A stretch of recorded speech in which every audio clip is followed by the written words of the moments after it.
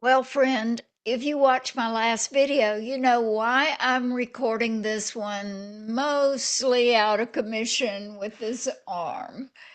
A few weeks ago, in the wee hours of the morning, I woke up with one of those vicious leg cramps, and you know the kind if you've ever had them, where your calf turns to stone and you'll do just about anything to get it to stop.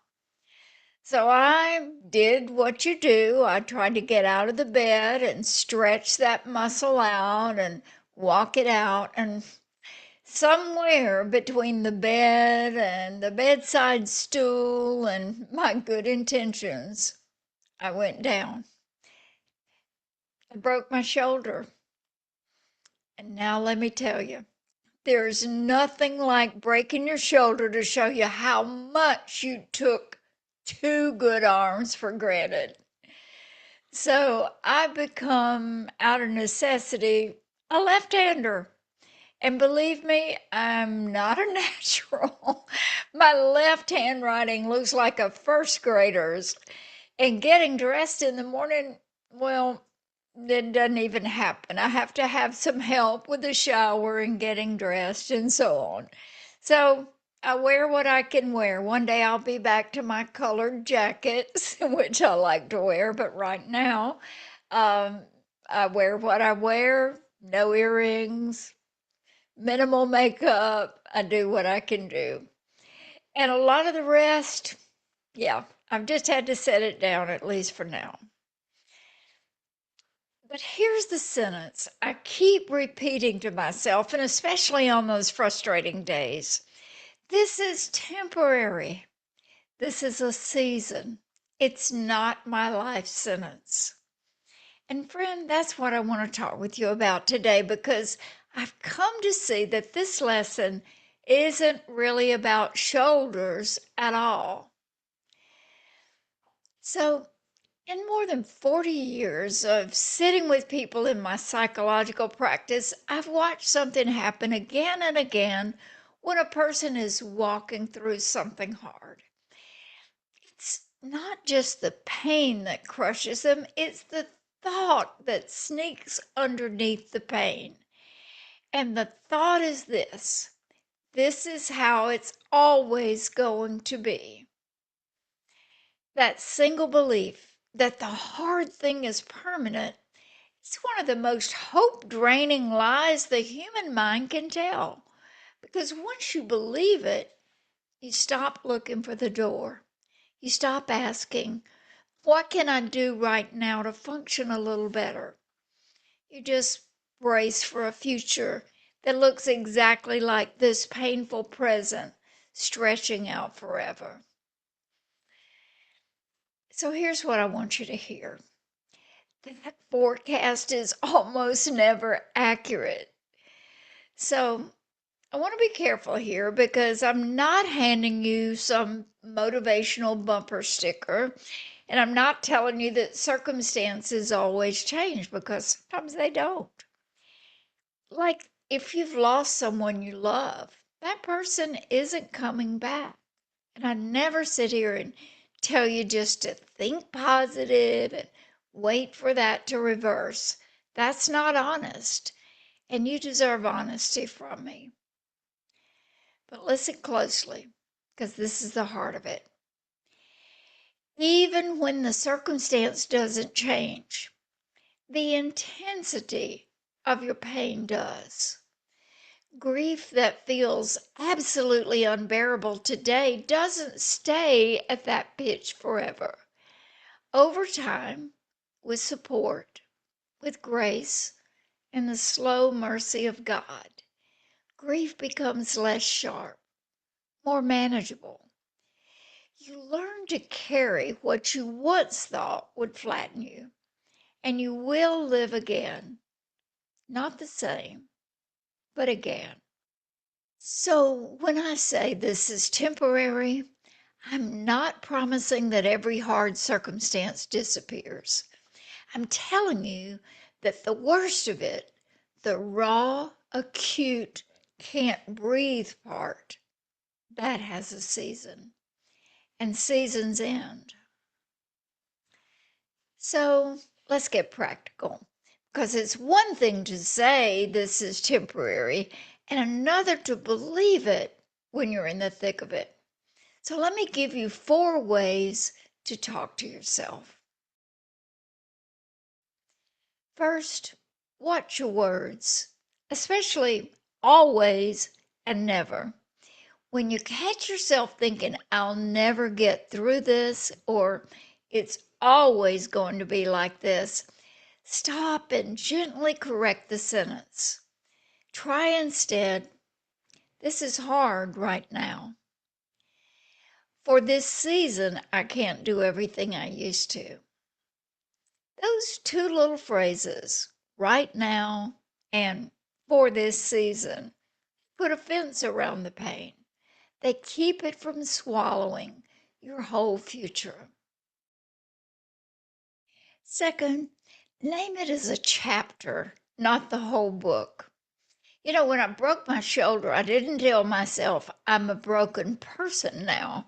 I told myself this is a hard chapter, but I'm still the author, working with God on the rest of the story. You are not your worst season. You're a whole person moving through a season. Third, shift the question. Instead of asking, why is this happening to me, which usually just deepens the hole, ask, what is one thing I can do today? Not everything, one thing. When you're overwhelmed, everything is paralyzing. One thing is doable.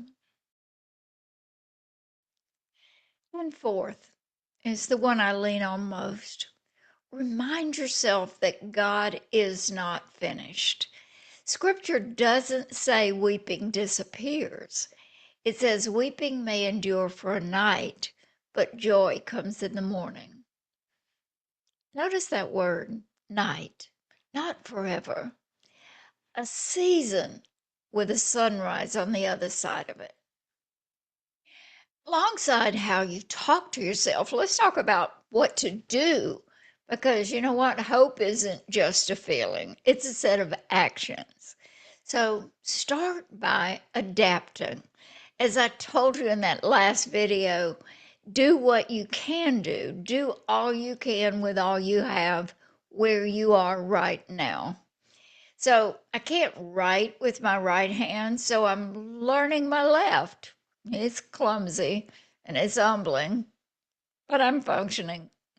So don't wait until you're back to 100% to live your life.